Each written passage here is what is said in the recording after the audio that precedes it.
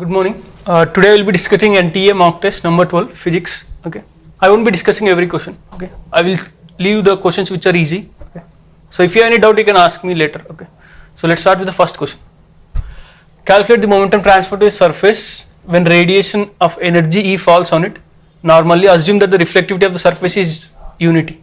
Reflectivity is unity. It means the surface is reflecting every photon that is falling on it. Okay. Suppose this is a surface. We have photon. We know momentum of photon is E by C. Okay. Momentum of this photon is E by C. Now it is falling normally. Okay. If it is falling normally and they are saying it is reflected, the collisions are assumed to be elastic, perfectly elastic. So the final momentum will also be E by C.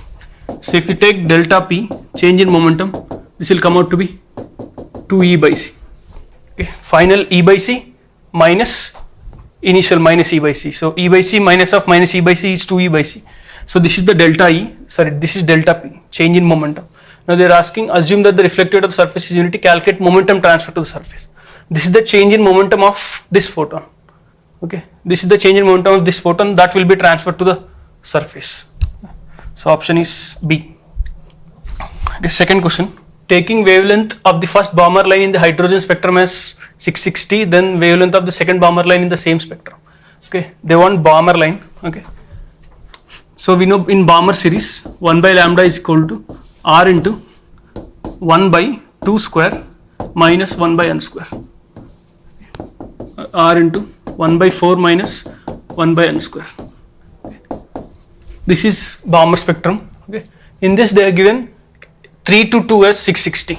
So 1 by 660 is equal to R into 1 by 4 minus 1 by 3 square is 9. Then they are asking us to find second Balmer line, that is 4 to 2. 1 by lambda is equal to R into 1 by 4 minus 1 by 60. Okay. So if we divide these two, okay, if we divide these two, R and R cancel, we'll get lambda as 488.9 nanometer. Okay. This is Balmer series. Okay. That is Balmer series. Okay. Second question. Third question. A uniform solid sphere A of mass m is rolling without sliding on a smooth surface, so there is no friction. It collides elastically, perfectly elastically, head on with another stationary hollow sphere B. Okay. This is solid sphere, this is hollow sphere of the same mass, same radius, assuming friction to be absent everywhere. The ratio of the kinetic energy of B to that of A just after the collision. So they have said that A is solid sphere and it is in rolling motion. So if its velocity is V0, its omega is V0 by R. Okay. So that V0 must be equal to R omega. Okay. R omega. This is pure rolling. So this is A initially and this is B. Initial velocity of B is 0. Omega is also 0. They are colliding, head-on collision. So in a head-on collision, they are given mass are same, m and m. Okay. Mass are same, m and m.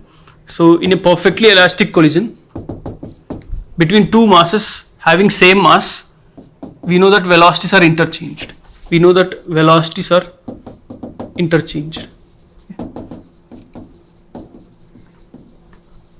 Okay. So between two masses of same mass m and collision is elastic. Okay, collision must be perfectly elastic, that is E is equal to 1. Then we can say velocities are interchanged. Okay. So after this is before collision, after the collision, B gets V0 and A will get 0. Okay. This is A and this is B. Okay. This is perfectly elastic collision. Perfectly elastic collision between two equal masses. So velocities are interchanged. Next. Now if you look during the collision on B, okay, there is only one impulse in this direction. And this impulse passes through the center. There is only one impulse and this impulse passes through the center. So when the impulse passes through this center, then there is no torque due to this impulse. There is no torque. So if there is no torque, there is no angular velocity. That means initial angular velocity was 0. There is no external torque. If there is no external torque after the collision, omega remains 0. There won't be any change in omega. There will be only change in linear momentum. Okay, due to this linear impulse, there will be change in linear momentum. Due to this linear impulse, since it is passing to the center, angular impulse will be 0. If angular impulse is 0, then omega doesn't change. Initial omega is 0, final omega is also 0. Similarly, on B, this is on B. If you look at A, on A, we will have same impulse. Okay, on A, we will have same impulse. Okay, J and J. Okay, here it is passing to the center, even here it is also passing to the center. Since there is no angular impulse, this won't be providing any torque. It is passing to the center, so it won't provide any torque. If there is no torque, angular momentum remains constant, that is angular velocity remains constant. So initially it was omega naught V naught by R, even finally it will still be omega naught, which is V naught by R. Okay. So in this collision, only linear momentums are transferred.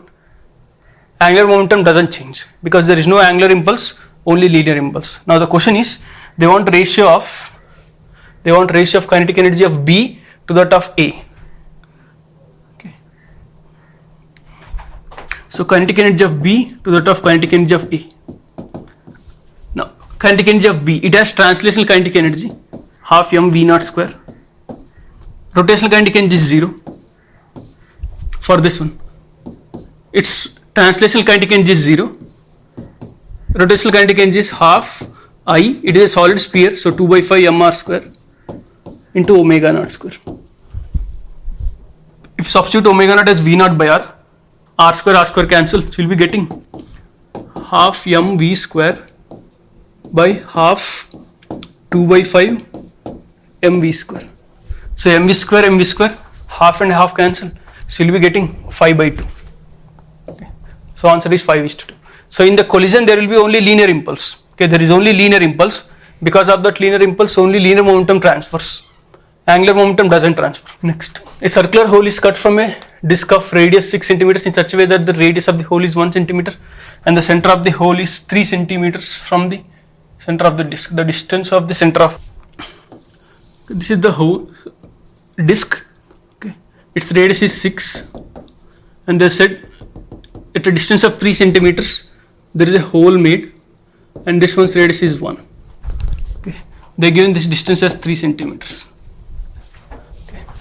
So suppose if you assume, okay, mass density, okay, if you assume mass density as sigma, then we will get the mass of the bigger disk. Okay. Mass of the bigger disk as sigma into its area, pi, R is 6, so 36. Okay. Similarly, mass of this smaller disk will be sigma into pi into area is R square 1. So mass of the bigger disk without hole would be this. Mass of the smaller disk will be this. Okay. So they are asking the distance of the center of mass from the center of the original disk. So if I take this as the origin, okay, if I take this as the origin, then we will have x center of mass as m1 x1 minus m x2 by m1 minus m2. Here this is a hole, so you are subtracting the mass. Okay. Now if this is the origin, then center of mass of the bigger disk will be at the origin. So x1 is 0 minus small m. Small m is sigma into pi. Small m is sigma into pi. X2. Okay. Center of mass of this smaller disk is its own center. Now that is at 3 centimeters by m1 minus m2. So 36 sigma pi minus sigma pi. Sigma pi cancel. So you will have minus 3 by 35. Minus indicates it is on the negative x-axis. So minus 3 by 35. Distance, they are asking only distance, not x coordinates. So 3 by 35 magnitude. Next, the magnitude of displacement vector of a particle which is moving in a circle of radius a with constant angular velocity. Angular velocity is constant as a function of time. So this is the circle. Let us assume this is x-axis, y-axis. Let us assume at t is equal to 0. Okay, the particle is here. Okay. At t is equal to 0, this is the position of the particle. Okay. So you can write it as r initial. Okay. Okay. At any time t, they have said it is rotating with constant angular velocity. So angle rotated will be omega t. So at any time t, the particle is here. Okay. Angle is omega t. So this is final position. Okay. So they are asking us displacement magnitude. They are asking only displacement magnitude, that is final position minus initial position. It's like you have two vectors. This is initial position. So this is initial position. Okay. Its magnitude is A. Final position is this. Its magnitude is also A, and the angle between them is omega t. So you have two vectors A and A. Angle between them is omega t. Okay. Two vectors A and A, angle between them is omega t. They want subtraction of these two vectors. So from parallelogram law, subtraction of two vectors is a square plus b square minus 2ab cos of angle between them. Subtraction. Okay. So if you solve this one, you will get a common. Okay. 1 minus cos omega t can be written as 2 sin square omega t by 2. So you will be getting 2a sin omega t by 2. Okay. So option B. They want displacement vector. Okay. They want displacement vector. This will be the displacement vector. They want magnitude of that. They want magnitude of that. So final position minus initial position. Parallelogram law. A square plus b square minus 2ab cos theta. Okay. Next question. An ideal gas is expanded adiabatically. How many times its initial volume should be expanded to reduce RMS velocity by factor of 2? Now we know Vrms is root of 3RT by m, where m is molecular weight, R is universal gas constant, 3 is a constant. So Vrms is directly proportional to temperature, root. They want Vrms to be reduced by a factor of 2. So if initial velocity is v, final velocity should be v by 2. So root of, if initial temperature is T, final temperature, that's what we want. Okay. So if we solve this one, you'll get T final is equal to T initial by 4. You can write as T initial by 4. So if you want RMS velocity to decrease by 2, temperature has to decrease by 4. Now they are not asking the temperature, they are asking volume. Now they said it is adiabatic process. In adiabatic process we have T V power gamma minus 1 is constant. So T initial, V initial, T final, V final, gamma power. Okay. So this is adiabatic process. T V power gamma minus 1 is constant. T initial, V initial, gamma is 1.5. So 1.5 minus 1 is 0.5, that is root. So you can put root is equal to T final. T final is T initial by 4. V final, that's what we want. So cancel. So you'll get V final as square. On both sides you'll get 16 V initial. So if you want Vrms to decrease by 2, temperature has to be decreased by 4. For temperature to be decreased by 4, velocity has to be increased by 16 times. Yeah. So the volume of the gas should be expanded by 16 times. An electric field is applied to semiconductor. Let the number of charge carriers be n, average drift speed be v if temperature is increased. Now when we increase temperature, drift velocity decreases.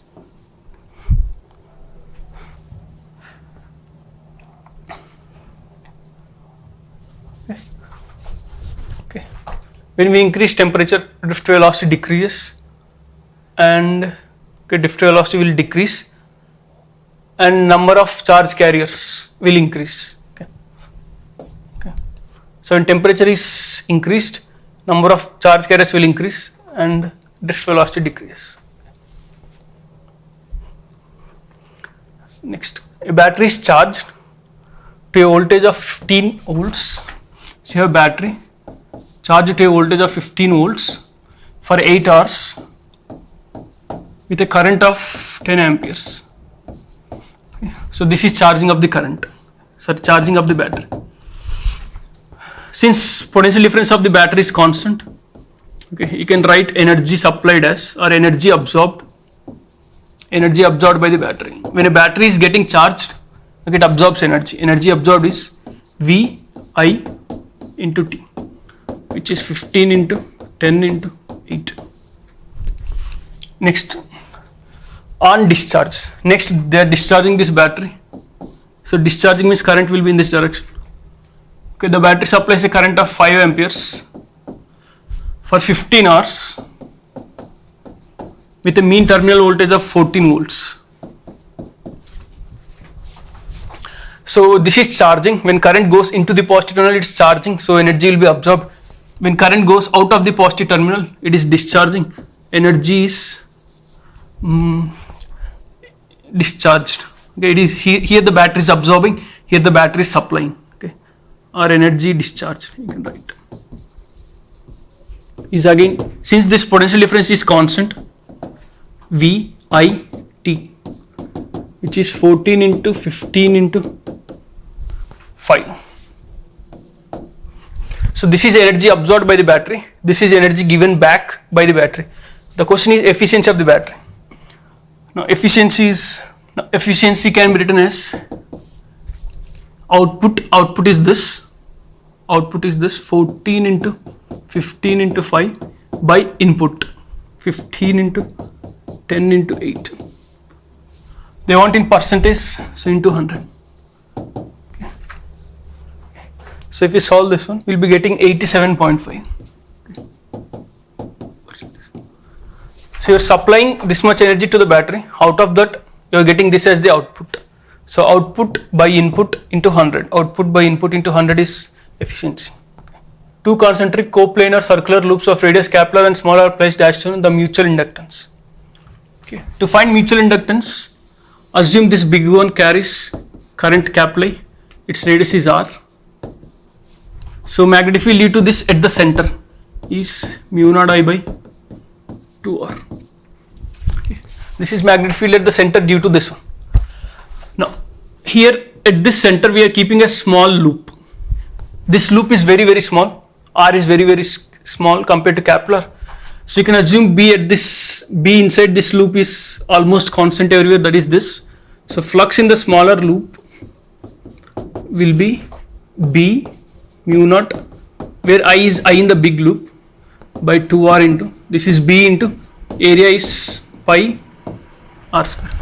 Area of the smaller loop is pi R square. So you have flux in smaller loop is equal to some constant mu naught pi R square by 2 capital R into current in the bigger loop. So comparing this with the standard equation, flux in loop 1 is equal to M mutual inductance into I in loop 2. So this is mutual inductance. Mu naught pi R square by 2 capital R. Okay. Flux in 1 because of current in 2. Okay.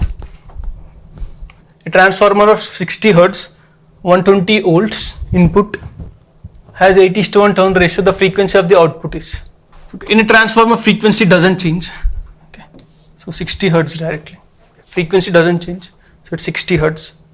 A system consists of 4 equal charges minus q placed at 4 corners of squares. Minus q, minus q, minus q. Okay, minus q. And at the center there is q. What should be its value so that entire system is in equilibrium? So take any one charge, take this minus q. It should be in equilibrium. So this will repel this, this will repel this, this will also repel it. So resultant of these three forces will be in this direction. Okay. Resultant of these three forces must be somewhere in this direction. Now if you want this to be in equilibrium, this net should be cancelled by some other force. So that means this q must be attracting this minus q. That means if this is negative charge, attraction means this small q must be positive charge. So this small q must be positive charge. These two are wrong. So you have to choose between these two magnitude. Okay. Due to this one, force due to this one is K, Q1, Q2 by distance is A. Force due to this one is K, Q1, Q2 by distance between them is A. Due to this one, K, Q1, Q2 by distance between them is root 2A. So root 2A whole square is 2A square. So you have three forces, this one and this one. These two are at an angle 90 degrees. When you have two equal forces at 90 degrees, then the resultant of these two will be along the angle bisector, that is along this. So you have KQ square by 2A square. This one, resultant of these two is root 2 times KQ square by A square. You have two equal forces inclined at 90 degrees. So resultant will be along the bisector, and this one is the magnitude. And you have this force K, capital Q, small q by distance between them is half of the diagonal. So that will be A by root 2 whole square. Okay. So if we equate these magnitudes, if you equate this magnitude, you have K, small q, capital Q by A square. This must be equal to sum of this K Q square by A square into 1 by 2 plus root. So if you cancel everything that you can, here small q is equal to Q into, take 2 common, you have 4, okay, from 2 this side, 2 from here. So you'll be having 1 plus 2 root. So it should be positive charge, q by 4 into 1 plus 2 root. Okay, q by 4 into 1 plus 2 root. You have 4 forces. Okay, on every charge there will be 4 forces. On this charge it will be due to these 3 negative charges and this q. Net should be 0. Okay. Next, there are 2 charged spheres of radii r1 and r2. The electric fields on their surfaces are E1 and E2, and they are in this way. Then the ratio of V1 and V2 where V are electric potentials. We have formula E1 by E2 is K Q by R square. Okay, K Q by R square. E2 will also be K Q by R square. Okay. So this is E1 by E2. Okay, field on a solid sphere or field on a metallic sphere is K Q by R square. K Q1 by R square, K Q2 by R square. K and K cancel. They have given this as E1 by E2 is given as R1 by R2. They are asking what is V1 by V2. We know V as KQ by R. K Q by R. V2 will be K Q2 by R2. So we want Q1 R2 by R1 Q2. So comparing these two, if you take R2 this side, this R1 this side, you will be getting as R1 square by R2 square. Okay. So that's your answer, R1 by R2 whole square. Electric field is KQ by R square. Potential is KQ by R. Next, there is an unknown quantity x is equal to r into L by 100 minus L, where L is length measured by using a scale having least count 1 centimeter. If this is the least count is the maximum error possible. Least count is the maximum error possible. Okay, so delta L is equal to 1 centimeter, and R is a quantity known accurately. So it's known accurately, so there is no error in this. Find the percentage error in measuring x. We have x is equal to r into L by 100 minus L. So use error analysis, delta x by L x. So these are multiplication. So error propagation in multiplication is delta x by x is equal to delta r by r, but delta r is 0. So delta L by L plus delta 100 minus L by 100 minus L. Multiplication and division. In both multiplication and division, relative errors are added. Okay. This is delta L by L plus this is error propagation in subtraction. Error propagation in subtraction is nothing but delta in 100, which is 0. 100 is a constant, it don't have any error, plus delta L.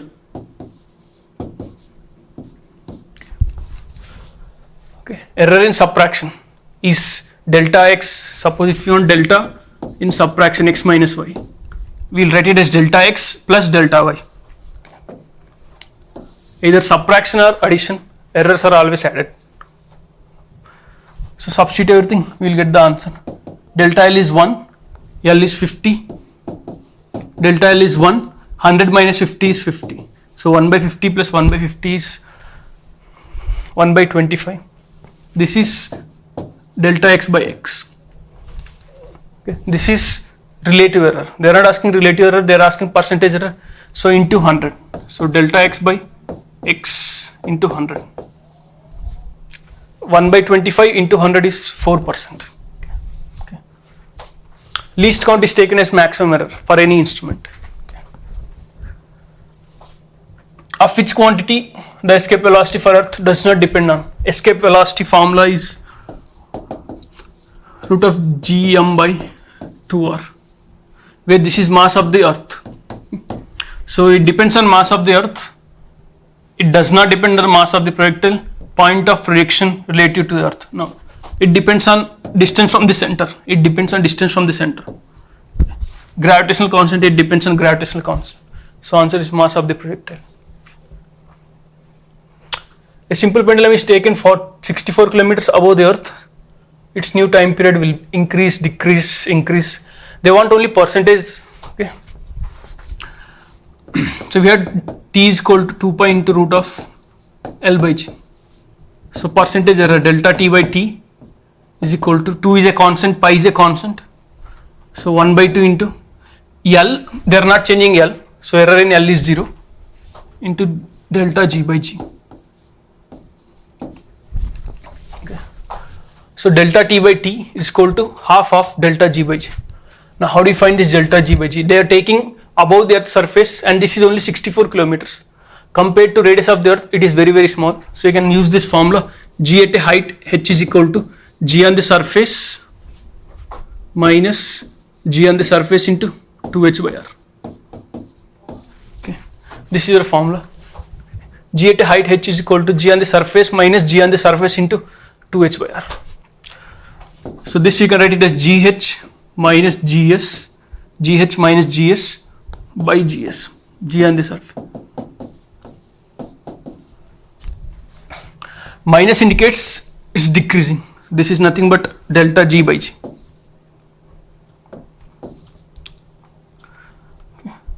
This is nothing but change in g by g. If you put this minus 2 into 64 by 6400, you'll be getting minus 1 by 50. Minus indicates decreasing. As we go above as we go above, g decreases. So we want delta t by t. So delta t by t is equal to half of delta g by g.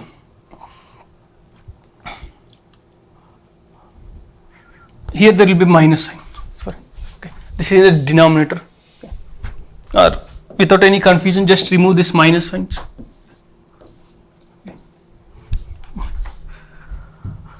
This is delta g by g, 1 by 50. So delta t by t is half of 1 by 50, 1 by 100. We don't want relative, we want percentage. Into 100 will give you 1%. Now as we go above, g decreases. If g decreases, then t must increase. Okay. Instead of getting confused with signs in the middle, just take only magnitudes. You will get delta t by t magnitude as 1%, and since g is decreasing, t must increase. So answer should be it increases by 1%. Okay. two heat engines are operating in such a way that the heat rejected by the first engine is used as the heat input for the second heat engine. So you have source, you have engine, this source will supply Q, using that Q it will do some work, out of that Q minus W is rejected. They are saying this rejected is used for second heat engine. This is heat engine 1, this is heat engine 2. So it is absorbing this rejected heat Q minus W. Let's write it as W1. Okay. Using this one it is producing some work W2, and remaining it is rejecting Q minus W1 minus W2. Okay. This is heat engine 1, it absorbs Q, out of that it will be producing W1 as work, remaining is rejected. Now they are saying this rejected heat is used for the second heat engine. So Q minus W1 is the energy supplied to the H2, out of that it is converting W2 as work, remaining is again rejected. Now they are asking if both engines are 60% efficient separately, then overall efficiency of the system. Now we know efficiency formula is total work supply, total work produced, total work is W1 here, W2 here. Total work is W1 plus W2 by energy supplied. Okay, if you take this entire thing as a system, okay, if you take this entire thing as a system, this is the work W1 and W2, this is the energy supplied, okay, Q. Okay.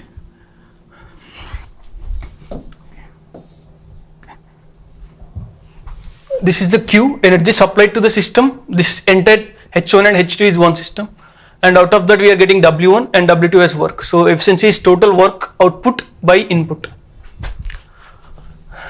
They are given individual efficiency. For this engine, individual efficiency is, they gain 40% or 0.4. They gain 0.4 as the efficiency of this engine, that is work output of this one by energy supplied to this one. So from here you have W1 is equal to 0.4 Q. Similarly for this one, the gain efficiency of this one is also 0.4. Efficiency is work output of this one W2 by energy input. Okay, energy given to this engine separately is Q minus W1. This gives us W2 is equal to, W1 is 0.4 Q. So Q minus 0.4 Q is 0.6 Q. 0.6 Q into 0.4 is 0.24 Q. Substitute this and this in this, we'll get the answer. If overall efficiency, W1 0.4 Q plus W2 0.24 Q by Q, 0.64. So that's your final answer, 0.64. Efficiency is always output by input. Okay. So if you take this overall as one engine, output is W1 and W2. Input is Q. Okay. If you take this as separate engine, then output is W1, input is Q. If you take this as separate engine, output is W2, input is Q minus W1. Okay. If you solve, you will get 0.64. Next, the change in internal energy when 5 moles of hydrogen are heated to 20 degrees centigrade from 10 degree is what? We know delta U for any gas in any process is NCV delta T. Delta U is a point function. It depends only on initial and final temperatures, not on the path. They given N as 5. They didn't give us CV, they given us CP. They given CP as 8 calorie per mole degree centigrade. CV can be found as CP minus R. CP is 8 calorie, it is in calories. Okay, R is 8.314 by 4.2. It's approximately 2. Okay, it's approximately 2. So CV is closely 6. Okay, this is 2 calories. Okay, this is 2 calorie per mole centigrade. So substitute in this N, CV, delta T is 10. So you'll get it as 300 approximately calories. it should convert R into calories. Okay. Next, find the amount of heat energy supplied to a Carnot engine from the source in each cycle if the engine is working between 300, 600 and work output as 800. It's a Carnot engine. So efficiency is work by energy supplied. Okay, input by output. They are asking energy supplied. They are asking energy supplied. We know efficiency of a Carnot engine as 1 minus T at lower temperature minus T at higher temperature. So W is 800. Q supplied is equal to 1 minus 300 by 600 is 1 by 2. So you'll get Q is equal to 1 minus 1 by 2 is 1 by 2. 2 goes this side. 1600 joules. Okay, you're supplying 1600. Out of that, 800 comes out as work. A rectangular conducting loop carrying current I1 is situated near a long straight wire carrying a steady current I2. The wire is parallel to one side, placed in the same plane. Then the loop will. This will produce magnetic field into the board. So magnetic field is into the board.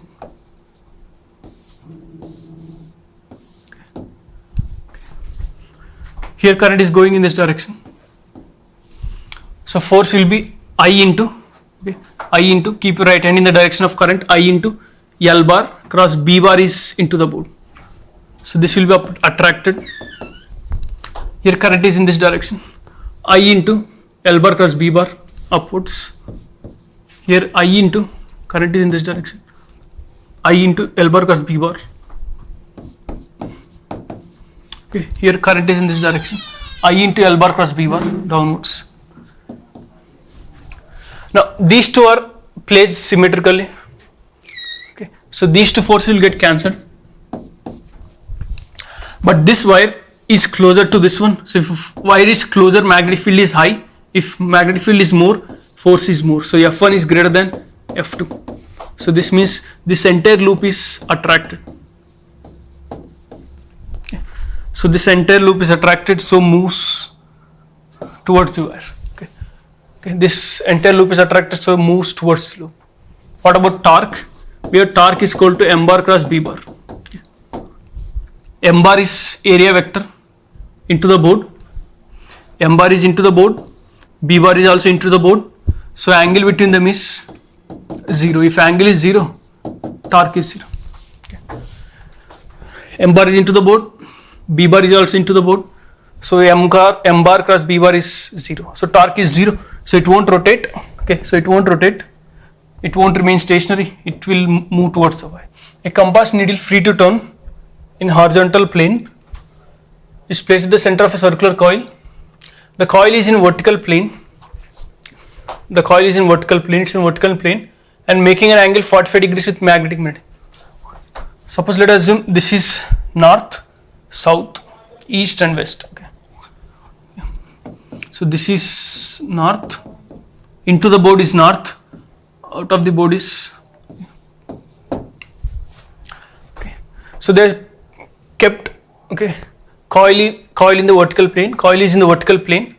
Okay. So this is magnetic meridian. Magnetic meridian is the direction in which Earth's magnetic field is. Earth's magnetic field is always from south to north. Earth's magnetic field is from south to north. So there is BH in this direction. They said the loop is making an angle 45 degrees with magnetic meridian. So it is inclined. So suppose if this is magnetic field, okay, they're saying they have inclined this loop like this. Okay. They have put this loop at an inclined angle 45 degrees.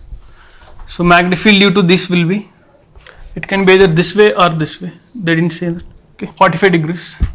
So if this is the loop will produce its own magnetic field. Suppose let's assume in this direction.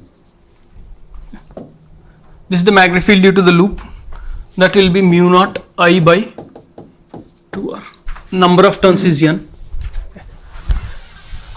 Now, so there are two magnetic field BH, magnetic field due to earth and magnetic field due to the loop. Now they are saying we are keeping a magnetic compass. Okay. We are keeping a compass in this. So if you keep the compass, it will turn in the direction of net magnetic field. Okay, they said that compass is in this direction. This is north, this is south. It's in east-west direction. So that means the resultant of these two is in this direction. Resultant of these two in this direction. So if you divide this into components, this is B cos 45, this is B sin 45. So these two are cancelling because B net is only in this direction. B net is only in this direction. So BH must cancel B cos 45. Or you can write BH is equal to B cos 45, that is mu naught Ni by 2R cos 45 is root 2. They are asking for horizontal component of Earth's magnetic field. So if you substitute everything in this, okay, if you substitute all the values, we will be getting 3.9 into 10 power minus 5. Mu naught Ni by 2R root 2. Okay. So you will be getting 3.9 into 10 power minus 5. Okay. Resultant is in this direction. That means BH and this B bar must add to give net in this direction. So if you divide this into components, these components are getting cancelled. There is only net in this direction. The force exerted by string on pulley. These are equal masses, so their acceleration is 0. So if this is mg, then T must be equal to mg. This is ideal string, so tension everywhere is mg. So on this pulley, there are two forces, T and T. Angle between them is 120. Okay. So you have two vectors T and T. Angle between them is 120. So if you do vector addition, the resultant will be along the angle bisector, and that will be again T. T net will again be T. That means T net is mg. So the force applied by the rope, the force applied by the string on this pulley is T, which is vertically downwards, and that is equal to mg. They are asking net force exerted by the string. String is exerting two forces, so that means you have to find resultant, which is T again, which is mg. Okay. A boy of mass 50 kg is climbing a vertical pole at a constant speed. Constant speed is acceleration is 0. If coefficient of friction is this, then the normal reaction is. He is sliding, so friction must be static, so the friction must be mu into n. If you draw FBD, okay, this is mg, this is friction, and acceleration is 0. Okay, so there is no acceleration, so friction must be equal to mg. But we also know friction is mu into n. So you will get n as mg by mu. Mg by mu is 0.75, that is 3 by 4. So you will be getting 2000 by 3, which is 666.7. Okay, there is no acceleration, constant speed, so acceleration is 0, so friction must be equal to mg, and since he is sliding, the friction must be static or kinetic friction. Friction must be kinetic friction, and kinetic friction is always mu n. Next, an element of mass m. Okay. So you have an element of mass m, and this is made up of z protons and n neutrons. Now, we know that when atomic particles combine to form one single atom or nucleus, when nuclear particles, nucleons combine to form a nucleus, mass will be destroyed always. Mass will be destroyed always, and that mass will be converted into binding energy. So mass of the nuclei, mass of the nuclei should be less than individual mass of protons and neutrons. Okay. Whenever nucleons combine to form a nucleus, mass will always decrease. And that mass is converted into energy. Okay. So answer will be option C. Okay. You call it as binding energy. That energy will be liberated. Next, amplitude of simple pendulum is 10. Amplitude is given when pendulum is at a displacement 4, ratio of kinetic energy to potential energy. We have direct formula half m. V can be written as omega into root of a square minus x square. So we want v square, so omega square into a square minus x square. Potential energy is half m omega square x square. Half m omega square cancel. So you have a square 100 minus 16. 100 minus 16 is 84 by x square is 16. Okay. So you'll be getting approximately a 5.25. Half m omega square into a square minus x square, half m omega square into x square. For a particle of mass m executing SHM with angular frequency omega, the kinetic energy is this. The equation of displacement can be. The given kinetic energy again.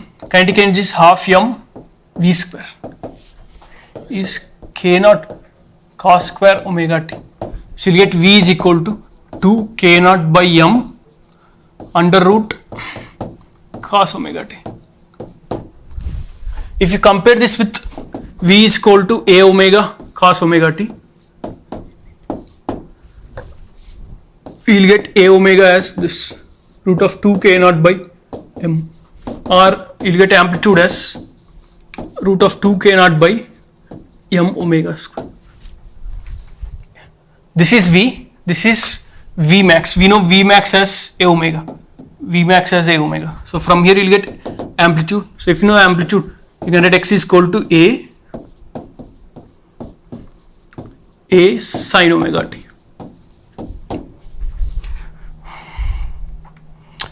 Option B, 2 k naught by m omega square under root. Okay. Next, light waves of this much wavelength are incident on a metal whose work function is 1, maximum kinetic. So they want maximum velocity. We have Ke max as, we have Einstein's equation Ke max as energy supplied hc by lambda minus work function. So this is half m v square is equal to hc is 12,400 eV angstroms by 3,000 angstroms minus 1 electron volt. We know mass of electron. Okay, we know mass of electron. Okay, we know all these values. So from here, if you substitute values, you will get V max as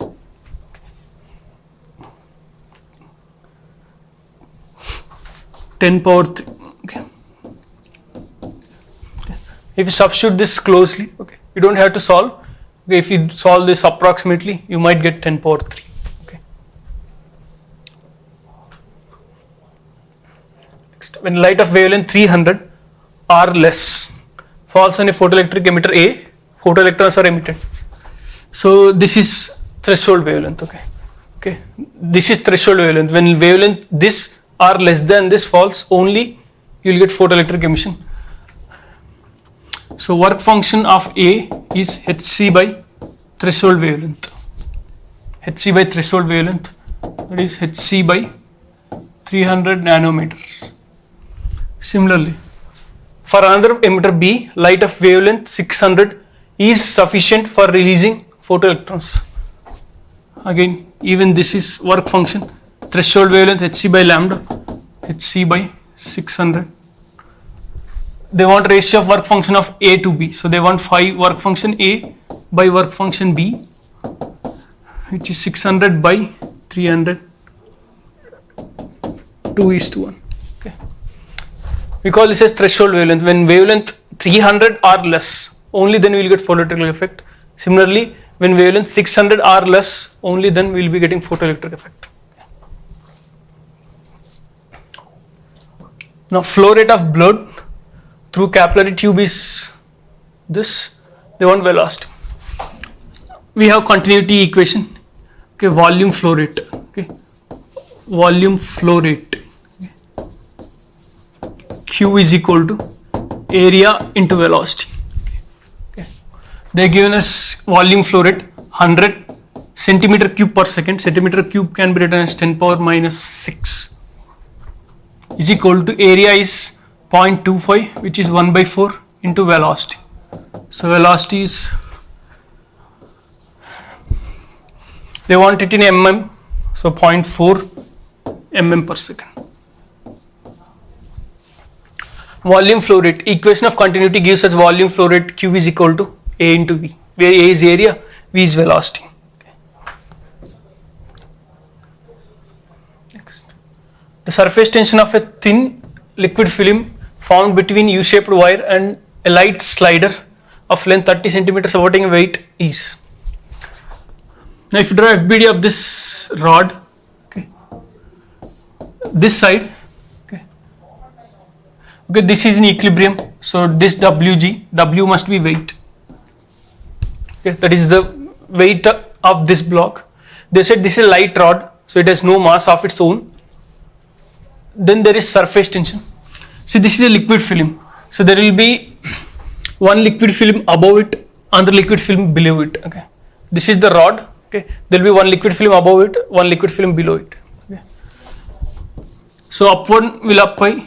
The one on the top will apply T into length force. The one on the bottom will apply T into length. So here 2TL is equal to W. T is equal to W 1.5 into 10 power minus 2 by 2 into length is 30 centimeters.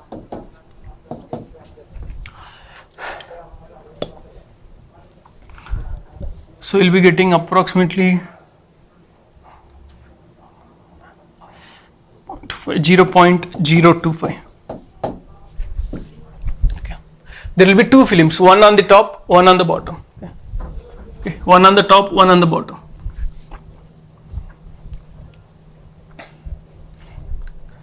A vessel contains oil and mercury.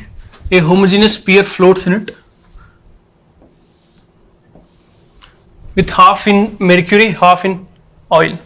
Mercury is heavier, so its density 13.9 is 13.6 is at the bottom.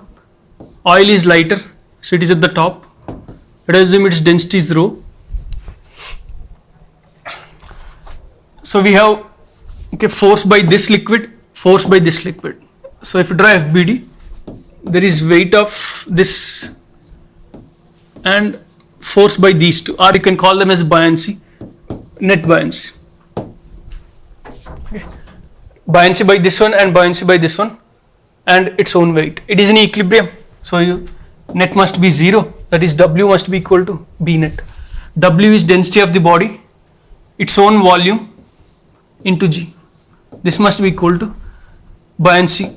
Due to mercury it is 13.6 density, volume inside it is V by 2 G, density of the mercury, volume immersed into G, plus buoyancy due to this one is 0.8 volume immersed into G. So if you cancel VG and VG, you'll get density is equal to 13.6 by 2 is 6.8 plus 0.4. You'll get 7.2. Okay. Weight must be balanced by buoyancy. Buoyancy is buoyancy due to this and buoyancy due to this one. Buoyancy due to this is density, volume immersed into G, density, volume immersed into G. If a piece of plain glass is placed on a board, okay, say a glass, there is a body here, word, of different colors with letters of different colors, then the color of the letter which will appear to be least raised. So when you are looking from here, you won't be seeing the object here, you will be seeing object raised, okay, or at apparent depth. Okay. You can call this apparent depth. Okay. They are asking you apparent depth. Okay. Now apparent depth formula is real depth. Apparent depth is real depth by mu. Now, refractive index of a light is inversely proportional to its wavelength. Okay. refractive index of light is inversely proportional to its wavelength. When you have lights, okay, when you have light of different wavelengths or different colors going through a medium, okay, the light with maximum wavelength, the light with maximum wavelength will have least refractive index. Okay, so if you take this inside, you can write apparent depth is proportional to 1 by mu, or 1 by mu will be proportional to lambda. Okay. So if you have more wavelength, your apparent depth will be more. Okay, so we have red. Okay, so lambda is maximum for red. If lambda is maximum for red, apparent depth is also maximum for red. So that means red will be more deeper. Okay, red will appear to be more deeper. It is more deep. If it is more deep, it means it is less raised. They are asking the color of the letter which will appear to be least raised. Least raised or more deep. Okay, more deep means AD max, apparent depth maximum will be for red.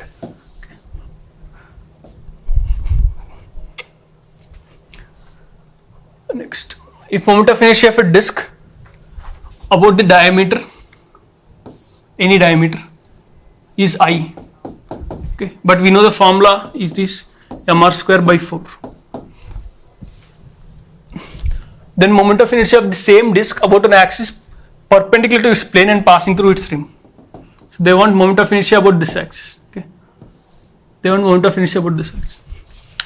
So if this is mr square by 2, then this will be mr square by, sorry, if this is mr square by 4, okay, along the diameter mr square by 4. Now perpendicular axis theorem says, okay, along this axis it must be mr square by 2.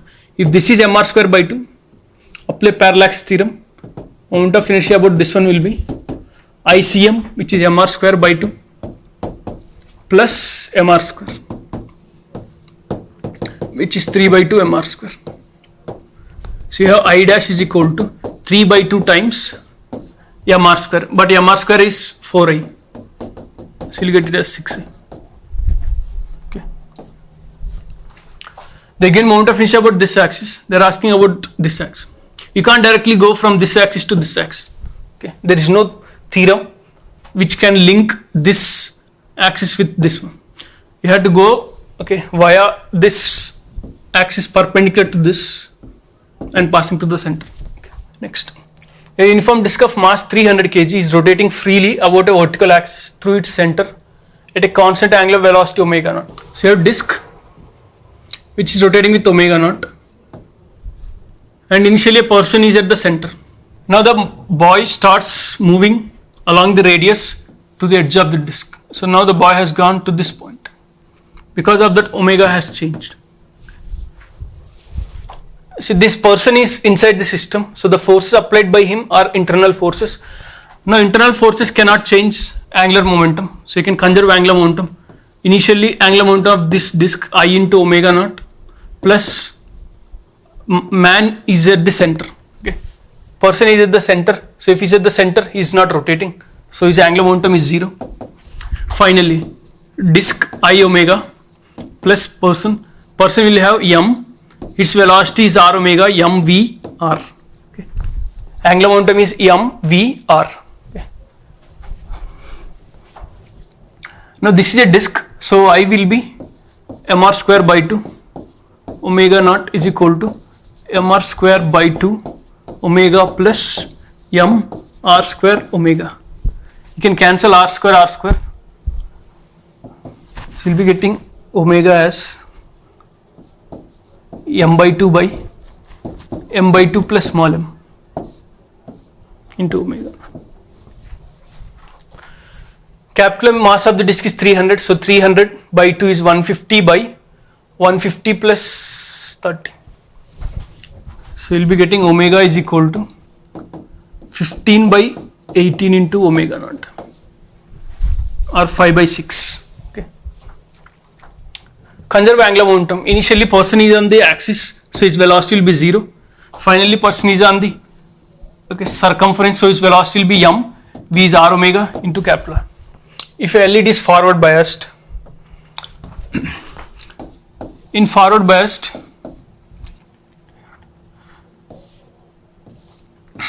it's a diode. Okay. In forward bias, current is carried by major carrier. Okay. Majority carriers. Current is due to majority carriers. That means in the N type you have electrons which will go this way. In P type you have holes which will go this way. Or you can say number of electrons in this will decrease, number of holes in this will decrease. At junction, electrons and holes remains at rest. No. Okay. Electrons and holes neutralize each other in depletion zone. Not in the depletion zone. In forward bias, depletion zone will be very, very small. Okay. Electrons from the N type cross the PN junction and recombine with holes in the P type. So these two will combine here. Okay. And okay. So answer will be option A. Okay. Flow of current is nothing but, okay, actually there won't be any hole. Okay. What happens is this electron goes from this side to this side and there is a hole here. So this electron goes and, okay, takes this place. So it's like electron is combining with hole. So answer is option A. Okay. The temperature at which kinetic energy of gas molecule is half of its value at 27 degrees. Kinetic energy of a molecule, okay, from equipartition theory of gases, kinetic energy of a molecule is half kT or F by 2 kT. It depends on degrees of freedom. Anyway, we are not changing degrees of freedom, so kinetic energy is directly proportional to temperature. The temperature at which kinetic energy is half of its value at 27 degrees. So if it 27 degrees, okay, 27 degrees, you have to convert it into 273. Okay. At what temperature will this become half? So you'll be getting T is equal to 300 by 2, which is 150 Kelvin. This is 150 degrees centigrade wrong. Okay. This is 75 Kelvin wrong. So 150 Kelvin. Okay. If you want to convert this, subtract minus 273. If you subtract minus 273, you'll be getting minus 123 degrees centigrade.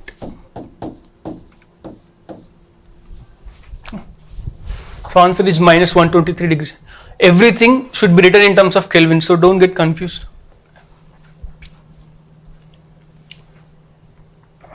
When the temperature of sphere is increased by 40 degrees, its volume increased by 0.24%. Coefficient of linear expansion. We have delta V is equal to V alpha, V gamma delta T. Gamma is 3 alpha delta T. They are given delta V by V into 100 as 0.24. So delta V by V is 3 alpha delta T is equal to 0.24 by 100.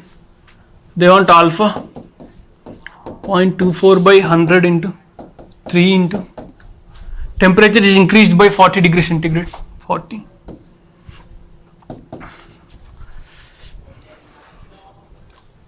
So if you solve this one, you get 2 into 10 power minus 5.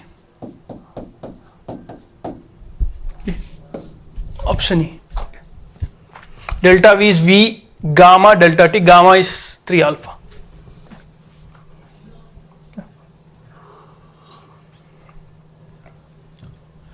Next, the dimensional formula of A by B satisfying P is equal to this, where P is pressure, X is distance and time is.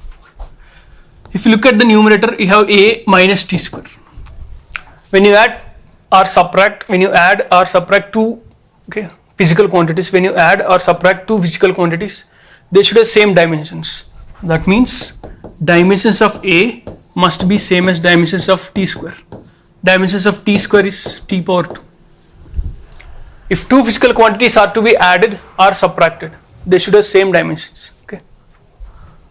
Next, we have P is equal to A minus T square by B. So dimensions of P must be equal to either dimensions of A or dimensions of T square, dimensions of B into dimensions of X. So which will give us dimensions of X as dimensions of A is T square, dimensions of we need dimensions of B. So dimensions of B will be dimensions of A is T square, dimensions of X is length, so L, dimensions of P is pressure is M, L power minus 1, T power minus 2. So you will be having this as M power minus 1, T power 4. This is dimensions of B. If you want to add two physical quantities or subtract two physical quantities, they should have same dimensions. But for multiplication or division, there is no such rule. Okay. They want dimensions of A by B. So dimensions of A by dimensions of B. A is T square, B is M power minus 1, T power 4. So you will be getting M power 1, L power 0, T power minus 2. In Young's experiment, monochromatic light is used to illuminate two slits. Interference fringes are observed on a screen in front of the slits. Now, if a glass plate is placed normally in the path of the beam, placing a glass slab. When you keep a glass slab, central bright fringe. When you keep a glass slab, central bright fringe. Okay, it shifts. Okay, this one shifts towards slab. Okay. So initially without slab, central bright fringe was here. Now it will move towards slab. So central bright fringe will be somewhere here. Okay. And nothing else is happening. So because of a slab, only central bright fringe shifts and everything. I mean, along with central bright fringe, interference pattern shifts. So they are saying fringe will disappear round, fringe width will increase. Fringe width is lambda capital D by small d. So this will not change. Fringe width will increase wrong. There will be no change in the fringe width, but fringe pattern will shift. Yes. When you have a glass slab, fringe pattern will shift towards this slab. Okay, it will go upwards in this case. An electromagnetic wave is propagating along z axis. So electromagnetic wave is along z axis, so plus k cap. Directions of electric field and magnetic field can be represented. We have this formula E bar cross B bar must be parallel to C bar, where C bar is velocity of propagation. Okay. So if you look at this one, I cross J is plus K, correct? K cross I, wrong. J cross I is minus K. J cross K is wrong. So we have this formula for electromagnetic wave E cross B must be parallel to C bar, where C bar here is given as plus K cap. If a wave of frequency 500 Hz has a velocity this much, the distance between two nearest points on the wave which are 60 degrees out of phase. Suppose this is wave. Suppose let us assume this is x equal to 0. Let's take a point here. Suppose if this one's phase is 60 degrees. Okay. And this is going upwards. Okay. Somewhere here, this one's phase will be 120 degrees and it will be going downwards. This is x1, this is x2. So if you see, okay, these are the 2 points which are closest to each other. Okay. The distance between two nearest points on the wave, okay, which are out of phase. They should be out of phase. Okay. They should be out of phase. Out of phase means their velocities must be opposite to each other. Now, phase of this one is 0. Suppose if you take phase of this one is 0, then we have the formula. Phase is equal to 2 pi by lambda into x. So for this one phase is 60. So pi by 3 is equal to 2 pi by lambda into x1. For the other one phase is 2 pi by 3 is equal to 2 pi by lambda into x2.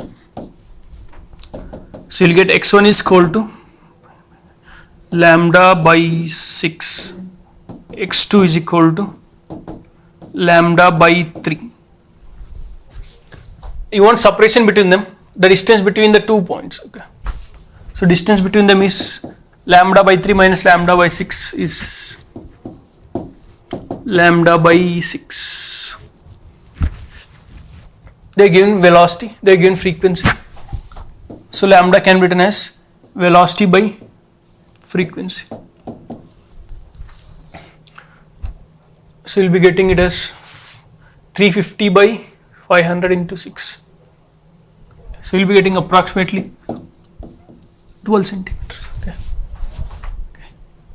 Out of phase means their velocities must be opposite. So 12 centimeters. A wave is represented by the equation this, the speed. If you compare this, then you have omega is equal to, omega is coefficient of time 7 pi, k is coefficient of x 0.04 pi. They want velocity of wave omega by k 7 pi by 0.04 pi, 175 meter per second. V is equal to omega by k. Omega is coefficient of time, k is coefficient of x. Work done by static friction on an object. Static friction, work done by static friction can be 0, can be positive, can be negative. Can, okay. Must be negative, wrong. Must be 0, wrong. May be positive, yes. Okay. Work done by static friction can be positive, can be negative, can be 0 on a body. Okay.